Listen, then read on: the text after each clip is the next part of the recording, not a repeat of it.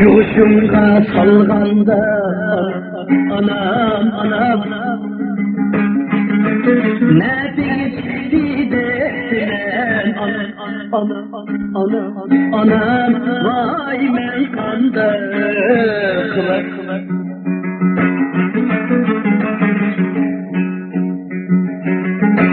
atamdın kalgan dünyanı anam tüymezsini derdimen anam vay garibim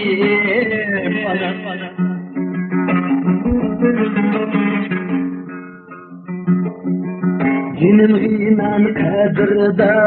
derdimen anam vay men kanda kılak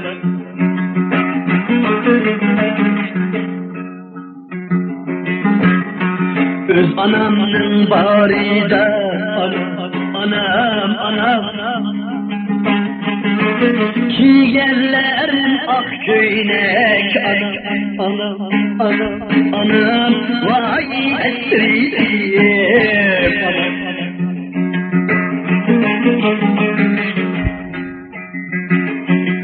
sen anamdın ayrıyım anam Kiygenlerim kırköynek anam vay men kanda kılak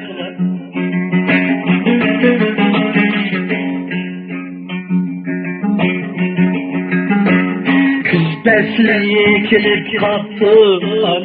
anam gazdanla açıp attı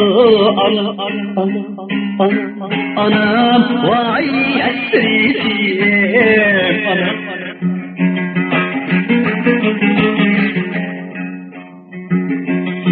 cinim inan kadirda anam şünge kirip kattı